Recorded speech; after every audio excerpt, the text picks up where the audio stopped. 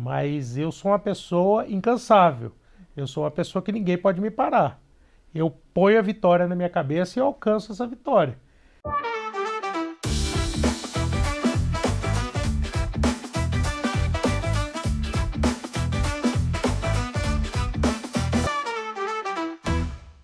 Olá, hoje nós vamos falar com uma das pessoas que moldam o futuro das cidades e dos negócios. Eu trago aqui nada menos, nada mais que Ibrahim Bouflé. Seja muito bem-vindo. Obrigado, Jéssica, pelo convite. Obrigado por estar aqui. É ótimo. Ótimo. E aí a gente vai falar hoje sobre inovação, impacto social, tecnologia. E aí a gente vai abrir então para a primeira pergunta. Vamos lá? Ibrahim, você começa, eu queria saber sobre algo que você diz a respeito de que começou com 4 pessoas. Eu queria entender como é que funcionou esse processo e quantas pessoas estão envolvidas hoje. Tá. Bom, nós começamos com 4 pessoas mesmo. Salinha pequena, de 30 metros quadrados, 4 pessoas, mas um sonho gigantesco. Isso que é o mais importante. Sonhos e objetivos gigantescos. Desde o primeiro dia de empresa, eu já te coloquei metas, falando que em 10 anos a empresa faturaria 100 milhões de reais, em 20 anos 1 bilhão de reais, etc. E desde o começo a gente perseguiu esses sonhos. E acabou que a gente alcançou a maioria deles aí. Quase todos que estavam nesse planejamento aconteceram. Hoje a Tecno-IT é uma empresa entre diretos e indiretos, mais de 400 funcionários. E nós temos presença no Brasil inteiro. Nossa sede é Goiânia, nós temos uma filial em Brasília, uma filial em São Paulo, uma filial em Belo Horizonte, uma filial no Nordeste, uma filial no Pará, uma operação em Miami, uma operação em Hong Kong Internacional e clientes nós temos nos 26 estados do Brasil. Aumentou um pouco então, hein, dos 4. Deu uma melhoradinha. E aí me conta, eu queria saber se você sempre teve esse sonho de empreender ou se foi algo que aconteceu aí naturalmente ao longo desse caminho. Na verdade assim, o sonho de empreender para mim sempre foi muito forte. Era até estranho, os colegas queriam ser jogador de futebol, o outro queria ser médico, eu queria ser empreendedor, sempre falei. Sempre foi um sonho de menino, eu quero ser empreendedor. Era até estranho, porque na escola eu já fazia empreendimentos, vendia coisas para os colegas, prestava serviços para fazia tarefa de alguns e cobrava por isso. Cobrava, então bem empreendedor já. Então eu sempre estava pensando nisso o tempo todo, desde menino, desde muito cedo. Que ótimo. E aí quando você pensa então nessa jornada, qual que é a imagem que te vem à cabeça contando aí desse processo? A imagem que vem é muito trabalho, assim, só de pensar nessa sua pergunta aqui, eu já penso em toda a luta aqui para chegar até aqui, né? As pessoas não sabem, elas acham que as pessoas têm sucesso ao acaso, né? Mas eu sou uma pessoa incansável, eu sou uma pessoa que ninguém pode me parar. Eu ponho a vitória na minha cabeça e eu alcanço essa vitória. Então, as pessoas não entendem isso. A obstinação pelo trabalho, às vezes você abre mão da saúde, às vezes você abre mão da família por um período, você abre mão da diversão porque você tem um objetivo a cumprir. E quando você tem esse objetivo, se você não for uma pessoa obstinada e realmente passar fazendo 3 coisas no seu dia, você dorme um pouco, porque empreendedor dorme pouco. Aí você come de vez em quando dá tempo e trabalha o dia inteiro.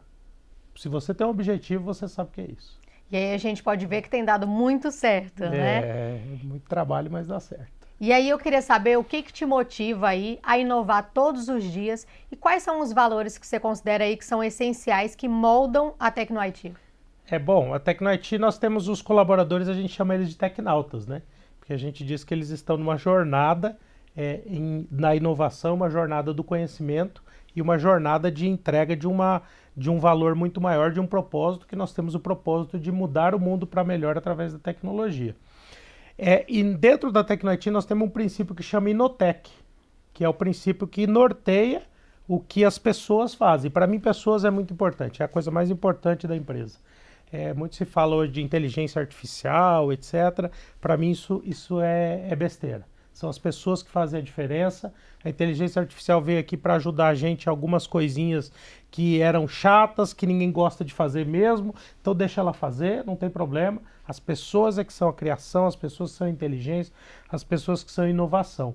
E quando a gente pega esse princípio Inotec da TecnoIT, e assim, não vou entrar no detalhe porque ele é bem grande, mas são os princípios que norteiam o nosso dia a dia. Então, mudar o mundo para melhor através da tecnologia com as pessoas. Sempre pessoas. A TecnoIT já funciona dessa forma. A logo da TecnoIT significa inteligência tecnológica. Do IT é inteligência tecnológica. Só que na nossa logo são pessoas mais tecnologia.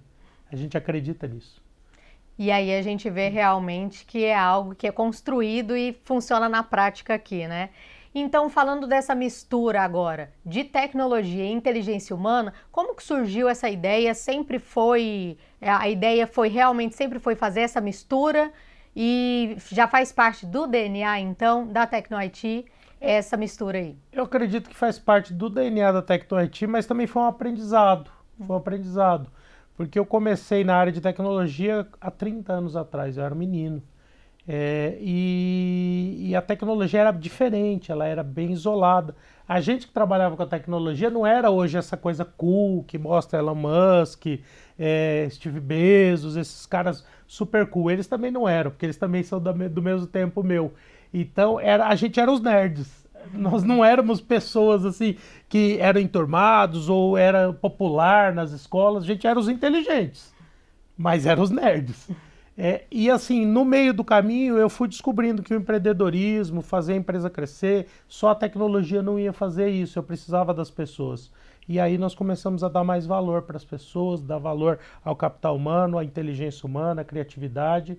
Eu sou leitor desesperado por biografias. Eu li biografias minha vida inteira. Acho que eu li mais de 200, 300 biografias fácil na minha vida. Acabam te inspirando, então, todas essas biografias? E a maioria dos caras que foram grandes no mundo dos negócios sabiam valorizar bem pessoas. Eu gosto muito do Carnegie, né, que foi um grande empreendedor americano, considerado, já foi o segundo homem mais rico talvez da história, e ele era um magnata do aço, e ele mandou escrever na lápide dele no túmulo: aqui jaz uma pessoa que soube colocar pessoas mais inteligentes do que ele trabalhando para ele. Nossa, isso daí a gente já fala também sobre a questão de ego, de tanta coisa envolvida, né? É isso aí. Quando a gente está falando de realmente esse relacionamento, né? Eu não quero pessoas piores do que eu trabalhando comigo. Eu prefiro pessoas bem mais inteligentes do que eu. Tem um monte de gente no mundo mais inteligente do que eu. Então eu dou valor para essas pessoas e para mim são eles que entregam o resultado da TecnoIT e o resultado dos meus negócios e empreendimentos. Parabéns desde já por essa visão. E aí eu queria saber em relação a essa fórmula aí na prática, como que ela se diferencia de outras empresas aí nessas soluções pelo país? Sim, existem muitas empresas boas, nós temos concorrentes de alto nível, multinacionais muito boas, mas a gente sempre foi uma empresa muito ágil, muito acelerada, sempre entregou as coisas com rapidez e qualidade, sempre primamos muito pelo cliente. Eu tenho uma conversa que eu sempre falo com o pessoal, que eu costumo dizer que cliente, ele é rei, porque ele consegue tudo. Aí o cara fala, mas por que ele não é Deus? Eu falo, porque Deus perdoa. E o rei não perdoa, não. Então o cliente pra gente, ele é rei, a gente trata eles de forma diferenciada e é acelerado o nosso processo e as pessoas nossas são incumbidas dessa visão e dessa missão de estar fazendo o melhor pelo nosso cliente, de estar fazendo o melhor possível e entregando os melhores resultados. E aí vem naturalmente, né? Você não precisa forçar a barra, acaba chegando em você os negócios, os clientes, etc. E a empresa cresce por natureza. Um diferencial acaba se tornando assim, né? E quando a gente fala, o que você acha como que vocês garantem essa inteligência humana aí para estar sempre afiada? É bem difícil, é uma batalha, né? É uma batalha. A gente tenta ter as melhores políticas de pessoas, ter motivação para as pessoas, fazer política de participação dos melhores, pessoas virarem sócias da empresa, política de bônus, entre outras coisas. É a maneira que a gente pensa e faz o negócio crescer e as pessoas se sentirem valorizadas. Certo. E aí, quando a gente está falando, então, sobre essa questão das pessoas se sentirem valorizadas, você acha que a inteligência emocional, ela acaba sendo um fator determinante, é importante para esse futuro dos negócios e da tecnologia? Eu tenho certeza, tenho certeza. Eu li esse livro, marcou muito em minha cabeça, do Daniel Goleman. Eu li ele, acho que eu tinha 16 ou 17 anos. Não sei agora o temporal, tem que ver até a época que foi publicado, mas ele é um livro antigo, que é o Inteligência Emocional do Daniel Goleman. Quando ele fez a teoria em Harvard e criou esse livro, para mim foi um marco, porque todo mundo só falava de QI, de QI, de QI, de inteligência matemática, de inteligência lógica, e de repente se percebeu que a sociedade, na verdade, as pessoas que realmente se destacavam é que tinham mais inteligência emocional. E aí você olha, e eu já sabia um pouco disso, porque eu estava lendo aquelas biografias, gostando daquilo, eu já tinha percebido que as pessoas não eram tão inteligência matemática ali, era uma coisa assim de saber lidar com as pessoas, saber vender, vendas é muito importante. Quem quer ter uma empresa de sucesso, primeiro aprende a vender, depois aprende qualquer outra coisa. Vendas, empresa que não vende não sobrevive, não tem conversa. Existe até uma frase famosa aí de que não tem problema numa empresa que não se resolve com mais venda que tenha margem. E não deixa de ser verdade. Então, ótimo, tem tudo a ver aí a sua resposta com o que eu vou te perguntar agora, que é em relação, o que você diria que é essa fórmula de sucesso que faz tão bem, faz funcionar e rodar tão grandemente a TecnoIT? A fórmula de sucesso, em primeiro lugar, é vendas. Nós sempre colocamos vendas ali num patamar mais alto na empresa, não é num patamar mais alto, porque todas as áreas da empresa são importantes, mas todo mundo tem essa cabeça de vendas. O meu pessoal que implanta os projetos sabe que o projeto bem implantado é a próxima venda. Ou seja, a gente retroalimenta o ecossistema e aquele cliente está sempre comprando, falando bem da gente, trazendo novos clientes, trazendo novos negócios. E como essa retroalimentação ela acontece e a gente tem pessoas boas que sabem fazer isso, pessoas de qualidade dentro da empresa, os tecnautas são diferenciados, a gente consegue crescer e é assim que cresce. E é assim que nós vamos para o nosso plano. Até 2030 nós vamos faturar R$ 1 bilhão. E eu acho que vai vir antes, porque a coisa está muito boa ultimamente. Eu acho interessante que você não falou só queremos, e aí logo mudou para vamos, né? Então também tem essa importância de saber que vai dar certo, né? Na verdade, não é só saber, é saber que vai fazer acontecer. E que está disposto, e que está disposto a fazer acontecer. Não é ficar esperando cair do céu, porque não cai não, cai não. Você tem que rezar para você ter força, você tem que ter uma crença maior para você ter força, para você ter coragem de trabalhar, para você ter iluminação para estar no teu dia a dia, mas não trabalha para você ver se vem alguma coisa. Cair fácil assim, aí a gente já não acredita, né? É com muito esforço, muito trabalho para chegar lá, né? Mas eu vou te falar uma coisa, tem muita gente vendendo curso na internet falando que é só acreditar, fazer uns rituais malucos e a pessoa vai lá e vira fantástico, vai virar o cara, o bilionário, vai ultrapassar o Elon Musk, é só força mental que funciona na vida. Acho que é isso, né? Em vez da fórmula de sucesso, como você citou, não é essa questão mágica e rápida, mas sim de uma construção, né? E aí, quando a gente vai falar agora, eu queria saber, porque vocês oferecem serviços também para o setor público. Isso. Quais são esses serviços e quais são os maiores destaques aí? Bom, no setor público, nós temos vários serviços que a gente trabalha, já tem algum tempo, né? Nós começamos com a área de venda de equipamentos. Nós começamos uma empresa de venda de equipamentos no início. E eu, na área de venda de equipamentos, olhando aquela situação como um todo, eu comecei a enxergar uma coisa que era interessante. Quando eu era menino, para comprar um computador custava uma fortuna. Era o preço de um carro. Era muito caro você ter um computador. Ninguém conseguia ter. No entanto, que eu não tive o computador inicialmente. Eu tinha uma tia minha que era advogada que comprou o computador e eu usava o computador dela. Então, assim, não era uma coisa simples para se ter. E aí eu fui olhando, quando eu já estava na faculdade, o computador já virou baratinho. Todo mundo comprava. Eu falei, opa, olha só. E quem eram os caras mais ricos do mundo ali era o Steve Jobs na época, era o Michael Dell, eram os caras que fabricavam, o presidente da IBM, que não me recordo o nome, etc. Eram os caras mais ricos do mundo, eram os caras que mais faziam dinheiro, né, nesse ramo de tecnologia, e eles vendiam hardware. Na faculdade eu percebi que teve uma mudança. O hardware começou a ficar barato, começou a ficar barato, começou a ficar barato e o software começou a ficar caro. O software virou a coisa importante do negócio. E o Bill Gates, software e serviços. E o Bill Gates se tornou o homem mais rico do mundo. Falei, pô, tem uma mudança aqui. Mas ainda a gente estava ali na área acadêmica, você não tem tanta maturidade para enxergar isso. Quando eu comecei a empresa, nós começamos basicamente na área de hardware, na área de equipamentos mesmo. E nós vendíamos equipamentos para o setor público e privado também. Vários clientes privados grandes aqui de Goiás são clientes nossos e do Brasil todo. Eram clientes nossos mais em Goiás na época, mas depois nós evoluímos para o resto do Brasil. E esses equipamentos, eles custavam bastante caro, eram equipamentos raros, equipamentos bem especializados, e eu percebi que começaram a baixar de custo.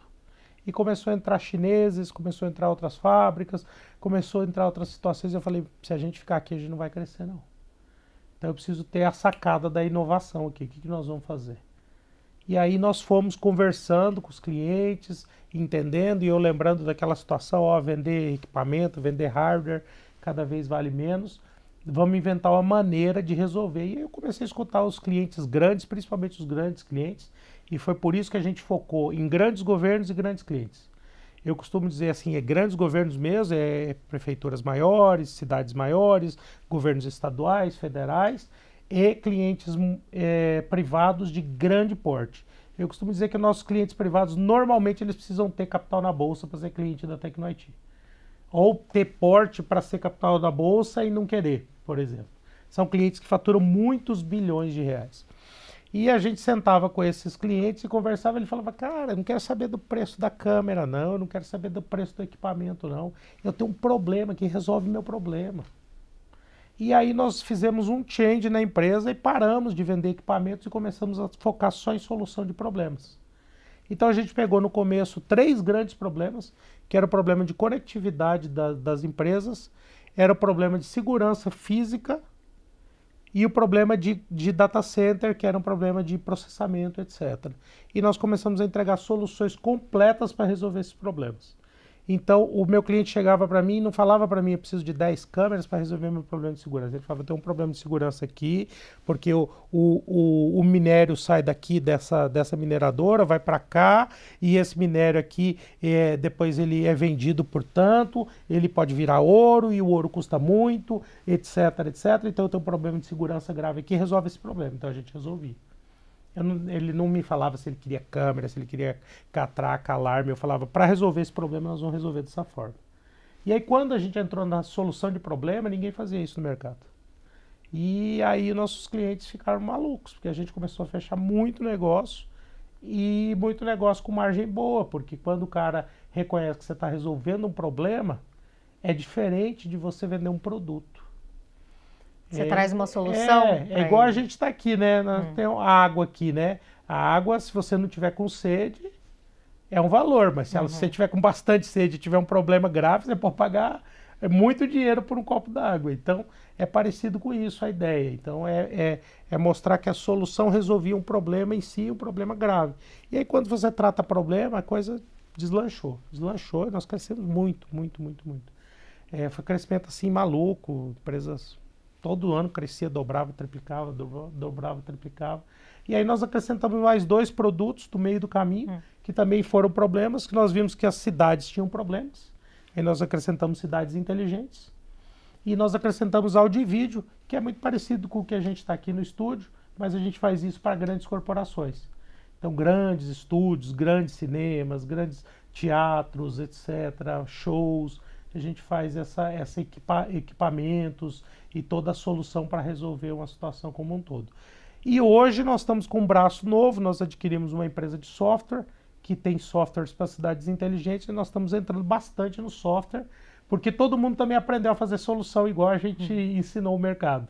Então agora tem um monte de concorrente fazendo da forma que a gente fazia. Então agora o que a gente faz? Vários softwares personalizados para resolver os problemas e se tornar únicos novamente no mercado. E como que é, então, pensar em tecnologia que transforma o dia a dia dessas pessoas? Eu acho que é bem recompensante, né? Porque nas cidades a gente entrega segurança pública para as pessoas, né? Então, quando você entrega segurança, é muito legal, porque você olha, número de crimes violentos, aí reduz 20, 30, 40%. Você está salvando vidas. No fim das contas, você está salvando vidas. Porque se você reduziu aquela criminalidade, naquele momento, as pessoas estão vivendo melhor. Então dá uma sensação de propósito muito grande. Porque você está fazendo um bem para a sociedade. Não é só um trabalho, não é só o que a empresa está almejando ali. Toda empresa tem que ter lucro, porque senão ela não sobrevive. Tá? Existe uma falácia no Brasil de achar que lucro é ruim. Lucro é maravilhoso. Sem lucro não existe empresa. Sem existir empresa não existe imposto. Sem existir imposto não existe Estado. E não existe emprego para as pessoas. Então precisa de empresa para ter lucro. É a maneira da sociedade evoluir.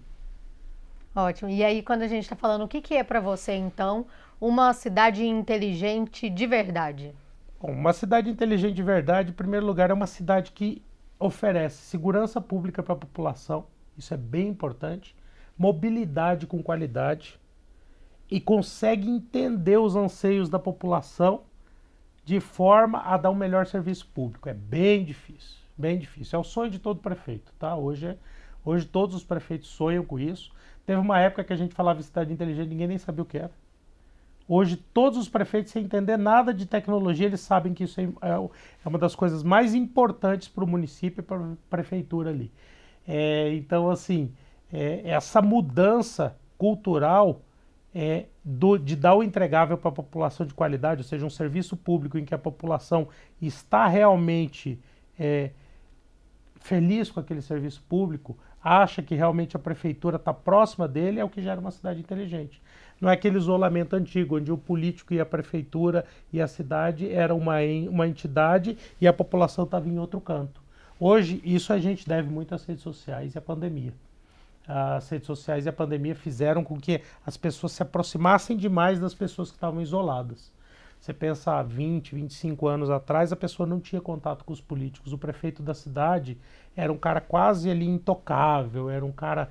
Hoje em dia, um prefeito, o cara entra na rede social, fala um monte de merda e ele tem que se defender, não tem jeito, e todo mundo denuncia se o cara fizer cagada. Então é o tempo todo tomando porrada, é diferente hoje. Não tem mais esse distanciamento aí, né? Não, diminuiu muito, diminuiu muito. E quem quiser ter esse distanciamento está morto, tanto na política como nos negócios. Você tem que estar próximo das pessoas. Quem sabe o que está fazendo, quem tem afinco do que está fazendo, não tem medo, não precisa se distanciar. E aí agora eu queria que você contasse pra gente, um case aí de sucesso, algo que te emociona aí de um projeto público. Público, bacana. A gente acha, assim, o case que nós temos aqui de Aparecida de Goiânia, ele é muito legal, né? Ele é muito legal porque Aparecida de Goiânia é uma cidade inteligente que nós fizemos há 7 anos atrás, ou seja, tem bastante tempo. Quando pouca gente falava em cidade inteligente, foi uma cidade inteligente de grande porte, um projeto nacional. Durante muito tempo foi o maior projeto da Huawei na América Latina. Durante muito tempo, hoje já foi superado, né? Eles fizeram mais 2 outros projetos grandes. Mas, assim, para nós foi um marco e fez com que a empresa se destacasse no mercado nacional como a detentora da inteligência para fazer cidades inteligentes. É o que, na verdade, fez a gente subir esse degrau das cidades inteligentes. Até então, nós éramos uma empresa que não tinha tanto... E o mercado de cidades inteligentes também era muito pequeno no Brasil. Então, é como se fosse um marco de início e a gente participou desse marco. Foi muito legal isso aí. E quando a gente fala de ESG, a TecnoIT também tem serviços aí pensando na sustentabilidade? Sim, com certeza. A gente tem um programa que a gente faz aí no recolhimento de cabeamentos antigos e reciclagem deles para envio de forma responsável, de forma correta, né? Toda a parte nossa de tratamento de lixos dentro de obra, ele é feito por um programa bem detalhado, que fala de tudo de meio ambiente, etc. E aí, entrando no gancho de ESG, nós temos um programa de compliance, de governança muito forte dentro da empresa. Então, nós trabalhamos com o setor público, mas com regras bem estabelecidas, com delimitação de espaços, com delimitação do que pode ser conversado ou não com o setor público. A TecnoIT não pactua de falcatruas, dessas coisas ilegais. não faz parte do nosso perfil, não faz parte do que a empresa acredita. Os valores são essenciais aí, né? E quando a gente fala de cidades, experiências aí que inspiram a Tecno-IT, quais vocês poderiam citar aí pra gente? Bacana. Não, tem várias, tem várias. Eu gosto muito de Barcelona, tá? Barcelona, para mim, é um exemplo de mobilidade do mundo. O exemplo de Barcelona é um exemplo que a gente quer trazer para o Brasil. Eu tenho uma nova grande missão, que é resolver o problema do trânsito no Brasil, resolver o problema da mobilidade no Brasil. E nós estamos desenvolvendo alguns softwares, alguns hardwares, alguns equipamentos que vão ajudar muito nisso. Barcelona, então, mobilidade de Barcelona. Eu gosto muito de Medellín e Bogotá, eu acho muito legal. Medellín, por causa da ideia do teleférico de Medellín, também resolve uma questão de transporte público muito legal. E Medellín, a gente pensa muito em segurança pública, porque Medellín já foi a cidade mais violenta do mundo na década de 80, lá na época do Pablo Escobar. Já foi a cidade mais violenta do mundo, mais violenta do que zona de guerra dos países árabes, etc. Já foi a cidade mais violenta do mundo. E hoje é uma das cidades mais pacatas da América Latina. Então, tecnologia ajuda muito a resolver o problema de segurança pública. E é a solução do Brasil. É a solução para Rio de Janeiro, é a solução para São Paulo, é a solução para as cidades mais violentas do Brasil. A tecnologia vai solucionar esse problema. Falta investimento público com força. E aí uma outra cidade que me inspira muito, que é Shenzhen, só que é uma outra realidade, o chinês tem uma realidade muito diferente da do brasileiro, só que Shenzhen é uma cidade do tamanho de São Paulo, tem 14, 15 milhões de habitantes. São Paulo tem 20 mil câmeras. 20 mil câmeras. Shenzhen tem criminalidade quase zero, o índice de criminalidade. Ela tem 2 milhões de câmeras. Nossa, a diferença é gritante aí. Então é por isso que colhe o resultado, né? Por isso que colhe o resultado. Aí muita gente fala para mim, mas lá é uma ditadura, não sei o quê, parará. Falo, mas se a ditadura não monitorasse, as pessoas faziam crime, porque humano é humano em qualquer lugar do mundo. Se você não travar o humano para ele não fazer as coisas erradas, ele acaba fazendo. Aí fica de lição aí pra gente, né? E agora vamos falar um pouquinho então sobre também o setor privado, né? Que você bem citou, que tem então soluções para o meio público e também privado. O que essas empresas elas mais buscam aí de soluções quando procuram a Tecno-IT? No setor privado a gente resolve grandes problemas. Então, por exemplo, uma mineradora grande aqui do estado mundial, mas ela está bem forte aqui no estado de Goiás, que é um cliente nosso. Eles tinham um problema de monitorar esteiras de minério, rejeitos de minério, entre outras coisas, e fazer todo o monitoramento do funcionamento de todas as máquinas. Então nós fizemos uma solução em que a gente resolveu todo esse problema como um todo. Nessa mesma mineradora, eles tinham o problema das barragens, quando aconteceu o transbordo de Mariana e Brumadinho, e eles queriam monitorar as barragens. Então a gente tem pluviômetros, tem vários sensores, câmeras móveis feitas por equipamentos que nós mesmos construímos de forma personalizada para eles, para que conseguisse ir na barragem de rejeitos e não fazer nenhuma intervenção física, não fazer nenhuma intervenção de obra. Então são equipamentos móveis, com Starlink, com etc., que você coloca um tripé lá e ele começa a funcionar e já monitora a barragem. Então, assim, são soluções criativas e tecnológicas. Muito hoje no mercado de segurança a gente tem grandes clientes, rodovias grandes do Brasil, concessões grandes do Brasil, somos nós que fazemos. A área de áudio e vídeo, a gente tem grandes varejistas, grandes fábricas de cerveja, entre outros aí que são bacanas. Eu não cito o nome dos clientes porque a gente teria que pedir uma autorização, etc., para citar. Então, já citei alguns, depois vocês podem entrar no nosso site, alguma coisa lá, tem todos os clientes para vocês saberem. Ótimo, a gente já imagina que são vários aí. Isso. E tem soluções que você diria que essas empresas aí, privadas, elas não perceberam ainda que precisam? Sempre tem, né? Principalmente inteligência artificial hoje. Inteligência artificial hoje, algumas perceberam que precisam fazer, mas elas não têm ideia do que fazer. Então acontece demais.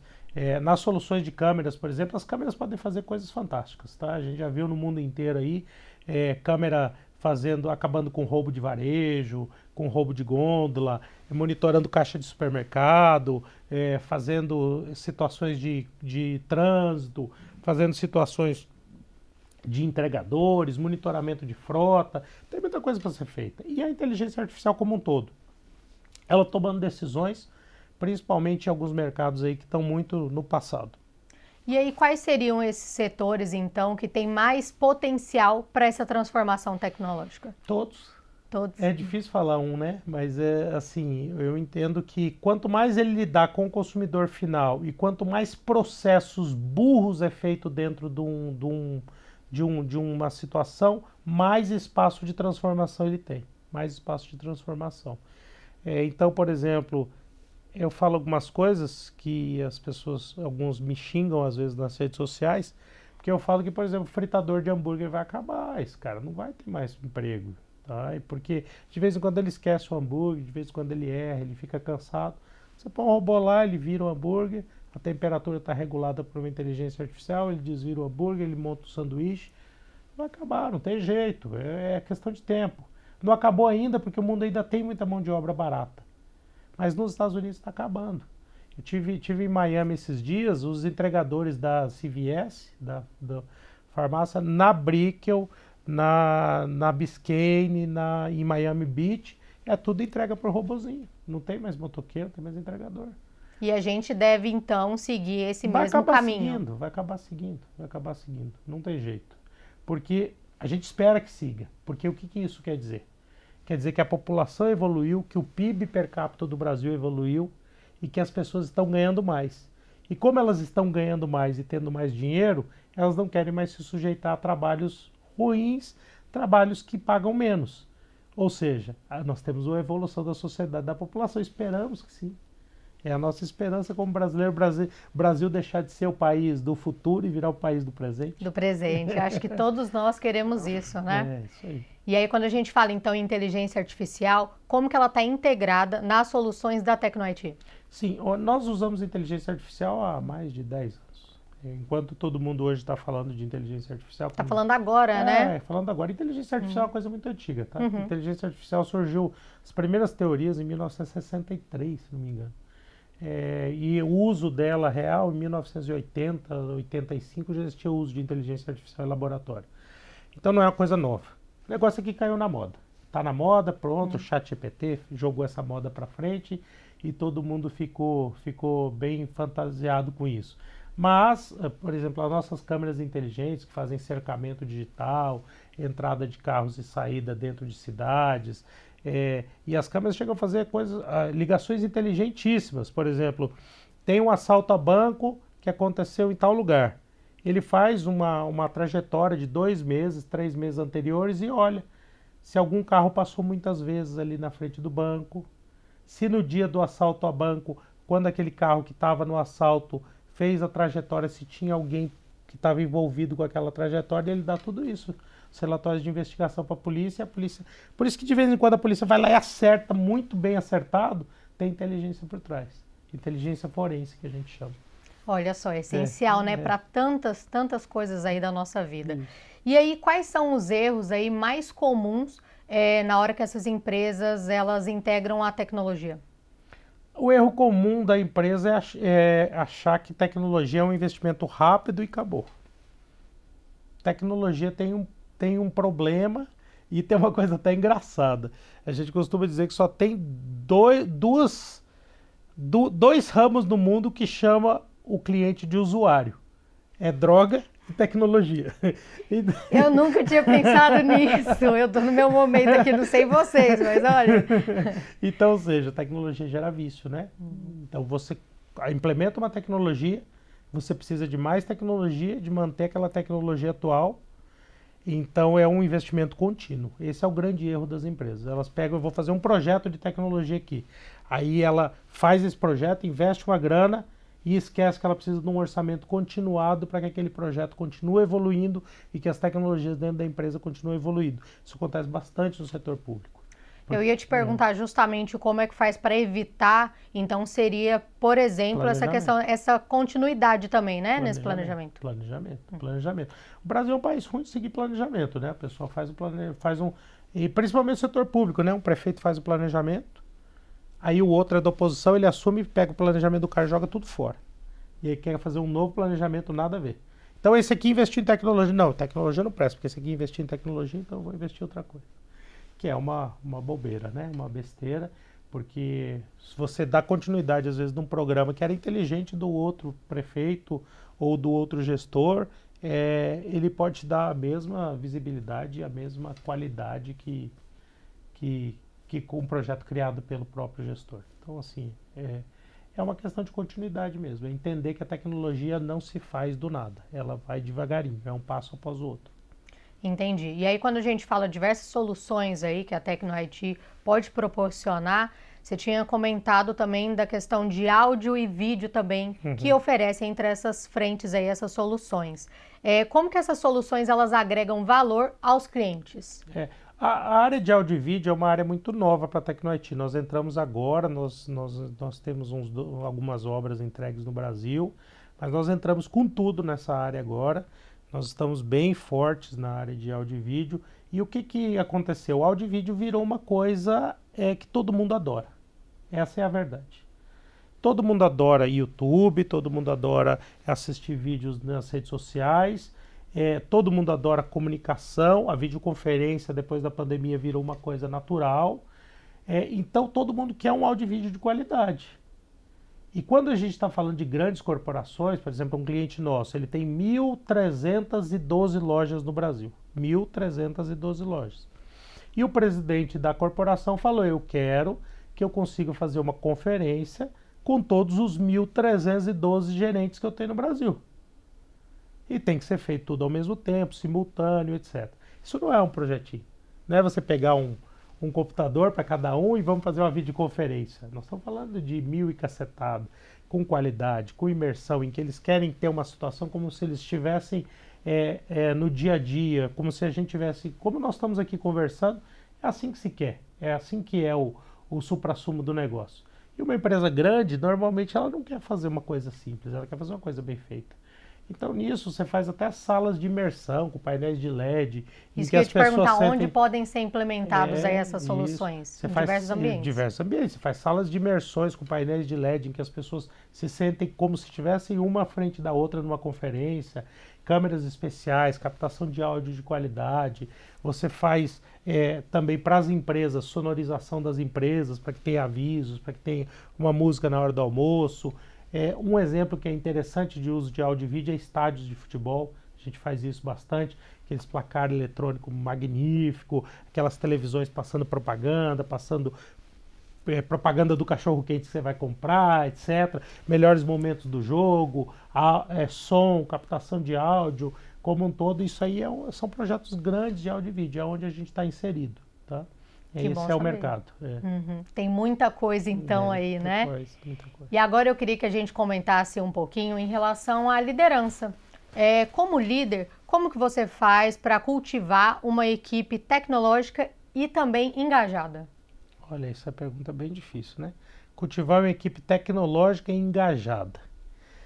A equipe tecnológica, eu acho que assim, ela vem um pouco da contratação, porque a nossa equipe é bem tecnológica, o pessoal é bem... Eu tenho muito engenheiro na empresa, muitos engenheiros, muita gente formada em computação, então são pessoas que têm um DNA tecnológico muito bom. Então a gente incentiva muito a inovação, incentiva muito as ideias, não condena quem tem ideias que não... É importante assim o brainstorm de ideias lá dentro. E como líder, eu acho que os líderes da empresa precisam dar um exemplo, né? Não adianta nada você falar, vai lá no fronte de batalha, se você nunca vai no fronte de batalha. Então é o exemplo que resolve tudo, o exemplo ele motiva, ele lidera e também as pessoas enxergarem que elas têm valor na corporação. Você criar programas que você pode mostrar o valor das pessoas, que elas conseguem ser enxergadas dentro da corporação. A gente tem evoluído muito nisso, é uma evolução constante. Tá?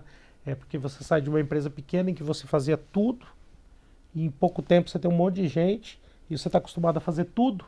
Então é uma mudança de estrutura até de pensamento, de gestão, que a gente tem evoluído cada vez mais para conseguir colher os frutos disso. E aí, a gente falando então desse papel como CEO, qual que é o maior desafio como CEO da TecnoIT até agora? O desafio é manter a empresa crescendo o tempo todo. Porque quando você pega um tamanho muito grande, dá umas escorregadas, é complexo, porque você muda, a empresa cresce muito, ela fica bagunçada, Não tem esse negócio não, tá, gente? Ninguém é gênio, não. Ninguém cresce e tudo organizadinho, tudo bonitinho. Não é isso. Você tem que escolher. Ou você organiza a empresa ou você cresce. Aí você cresce, a empresa esculhamba. Aí você volta e vai consertando. Depois você cresce, a empresa esculhamba, você vai consertando. E assim o tempo todo. Não existe essa ideia de crescimento. Crescimento gerador, até criança. Quando cresce, não tem dor nos ossos, fica a noite sem dormir, crescimento gerador. Aí você aceita essa dor, aprende com ela e segue em frente. E aí, qual que você diria também que é o maior acerto até agora? O acerto da empresa foi a gente sempre estar à frente do mercado. Sempre a gente pensar antes de todo mundo. Igual agora que as soluções, todo mundo está oferecendo soluções, nós já estamos no software, nós estamos um passo na frente. E é o tempo todo inovação. Lá na empresa, a inteligência artificial já é usada em quase todos os departamentos, quase todos. Quase todo mundo usa. Inteligência artificial já faz parte do dia a dia. Então a gente sempre está um passo à frente, sempre um passo à frente. A gente nunca está parado e eu gosto muito de movimento. Eu gosto muito do tubarão, né? Eu sou mergulhador, então eu gosto muito de tubarão. Olha só, uma coisa e uma curiosidade a mais para a gente saber, né? E aí o tubarão, ele é um bicho diferente, porque o tubarão, ele dorme andando, né? Ele não para nunca, ele para muito pouco. Principalmente o tubarão branco, ele não para nunca. Você nunca tem uma foto, você nunca viu uma foto de um tubarão branco deitado não existe essa foto. Será que não é muito cansativo? É bastante cansativo, é bastante cansativo. Mas tem que ir, né? A gente vai seguindo. Ótimo. E aí, quando a gente fala, como que você define a cultura da Tecno-IT em uma frase ou um sentimento? A cultura da Tecno-IT é Inotec, pronto, é Inotec. Tá? Essa foi fácil. É inovação, network, objetividade, transformação, empatia e comprometimento. São essas palavras que criam o princípio Inotec. E aí, quando a gente fala, então, de um ex-colaborador, como que você gostaria que ele descrevesse a experiência dele aqui dentro da Tecno-IT? Um ex-colaborador, eu gostaria que ele saísse da empresa e falasse assim, se eu vou nas minhas aventuras, na minha situação, se um dia precisar, essa é a empresa que eu quero voltar. E assim, a gente tem muitos casos disso. Até essa semana teve um caso interessante que é um ex-colaborador que foi para uma outra empresa, trabalhou lá por um tempo, foi demitido, a primeira empresa que ele ligou para tentar voltar foi para nós. Então a gente tem na prática aí um exemplo, né? É muito bom. E agora a gente vai falar um pouquinho sobre futuro. Eu queria saber o que falta aí para a Tecno-IT alcançar. Então, nós queremos, nossa visão é ser a empresa líder em tecnologia na América Latina. Então falta bastante. Tem bastante coisa para ser alcançado. Provavelmente quando a gente chegar no líder na América Latina, a gente vai querer ser líder das Américas, líder do Hemisfério Sul, alguma coisa assim. Porque o sonho nunca acaba. A gente sempre vai aumentando ele e colocando as metas grandes para poder chegar nelas. Então, assim, é isso que falta alcançar melhoria de processo, falta alcançar melhoria das pessoas, aumento de tamanho, etc. Talvez um dia um IPO, a gente pensa também, mas isso é coisa de futuro, ainda não tem nada definido. Tem alguns planejamentos escondidos lá que eu tenho, com algumas datas, mas é melhor não revelar agora. Eu ia te perguntar se já podia contar pra gente ou não, então vamos ter que aguardar. A primeira meta é 2030, 1 bilhão de faturamento. Já está matando aí a minha dúvida. Essa está pública já, essa está até no nosso site. Ótimo. E aí, vamos lá, 2030, beleza. Mas aí quando a gente fala, então, nos próximos 10 anos, como você vê esse cenário para a Tecno-IT, mas também como você vê esse cenário para o Brasil em 10 anos? Tecnologia é o cenário, assim, se eu fosse dar uma dica, quer empreender, empreende na área de tecnologia. Né? É o mercado que mais cresce no mundo. É um mercado gigantesco no Brasil, gigantesco. No mundo ele é um mercado de 1,3 trilhão de dólares. E no Brasil ele é um mercado de 50 bilhões de dólares. Então um mercado desse tamanho, e é muito importante isso, pessoal. O pessoal me pergunta assim, mas é só pegar todas as ideias que você fez na Tecno-IT e as ideias que, por exemplo, alguém fez aí, sei lá, num supermercado grande, numa grande companhia brasileira, e aplicar no meu negócio? Não. Por que não é? Porque a gente erra pra caramba, existe uma mistificação de que o empresário, o CEO, eles são Deus, eles não erram, tudo é perfeito, o planejamento deles é inteligente, eles estão com a inteligência acima. E todo cara que senta, eles adoram falar isso. Não, eu estou no nível superior. Não, Conversa, todo mundo é humano, todo mundo é humano. A questão é a seguinte, quando você está num ramo bom, em crescimento, e que a concorrência é menor, você consegue praticar margem alta, margens melhores. E como o ramo está crescendo, você não se preocupa tanto com a concorrência, mas sim com o crescimento mercadológico. Então você acaba crescendo naturalmente. Então você tem que buscar esse tipo de local, esse tipo de ramos de atividades, onde o crescimento mercadológico está acontecendo, que daí fica um pouco mais fácil. Ah, dá para pegar um ramo que está caindo, por exemplo, aqui em Goiás, confecção. É um ramo difícil, difícil. Tem confecção que nasce hoje e ainda está crescendo, mas é difícil, porque é um ramo que está decaindo, e é muito difícil competir com os asiáticos, etc.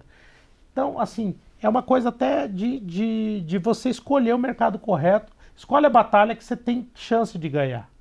Não aquela batalha impossível, Davi contra Golias, entendeu? Você pede uma batalha que você consegue ganhar, que você consegue chegar nela. É assim que eu penso, eu acho que esse é a grande desmistificação que eu quero fazer da visão do empresário genial, do empresário fora do comum. Ótimo, e aí fica até essa dica, né, para os empresários que estão aí acompanhando a gente. E quando a gente fala, então, em investimentos que vocês estão fazendo hoje para esse futuro aí, quais são eles? Tá, nós estamos investindo bastante em software, né, inteligência artificial, como eu já falei. Nós temos planos aí de um data center também, bem grande aí no Brasil. Isso é um plano futuro. Então, a área de data center, de locação de espaço de data center é um plano futuro interessante para a empresa.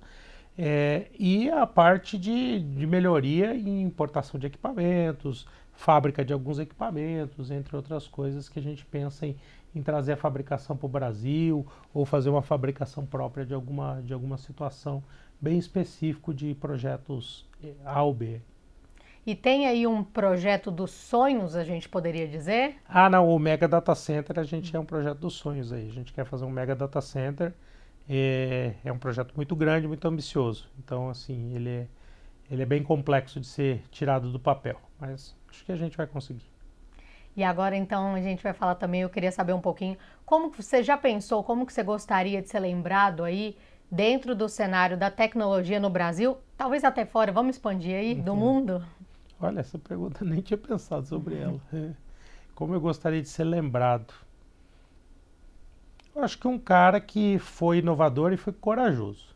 Porque eu costumo dizer que o sucesso só é para os corajosos. Quem fica amedrontado não tem sucesso. Então, um cara corajoso, um cara empreendedor e um cara que fez bem para o Brasil. Isso para mim é bem importante na minha cabeça. E deixar orgulho para minha família e para meus filhos. Isso aí realmente é bem importante, em todos os citados. E aí, quando a gente também, eu queria que aproveitar para poder você dar um conselho também para esses jovens que estão aí começando, também tem essa vontade, essa força que você citou aí lá do início, de empreender, como que ele tem essa vontade aí de tecnologia, impacto social, qual que é aí a orientação, a dica que você poderia deixar para essas pessoas? Eu vou falar o que eu fiz na minha vida, tá? E aí o que eu fiz na minha vida eu acho que pode ser simplificado para os jovens. O cara hoje tem 20 anos, aí ele olha e fala assim, eu quero ter uma mega empresa. Ele não tem bagagem, ele não tem experiência, ele não aprendeu nada da vida ainda, e ele quer ter uma mega empresa, ele quer ser o bilionário, etc. O dinheiro não é tão importante assim como as pessoas pensam que ele é importante. Claro, não ter dinheiro é muito ruim, mas chega num patamar ali de vida que não faz diferença ter mais ou menos, não muda a vida das pessoas, até piora. Quanto mais dinheiro a pessoa tem, mais trabalha, menos tempo ela tem, fica mais difícil e não melhor. Então o que acontece? No começo da minha vida eu pensava o seguinte, eu quero aprender. Eu entrei com a cabeça de aprender. E todos os objetivos que eu tinha eu alcancei. Eu falei, primeiro eu quero ter uma empresa. Aí eu montei uma empresa. Fali essa empresa, não deu certo, porque eu era imaturo, eu era moleque. E não tinha dinheiro também. Começa por aí. Depois eu falei, eu quero trabalhar numa grande multinacional, para aprender como é que funciona a grande multinacional. Consegui essa situação, trabalhei numa grande multinacional. Quando eu saí dessa grande multinacional, eu abri outra empresa. Tá vendo como abrir um monte de empresa quando a gente é imaturo talvez não é um bom negócio? Fali de novo.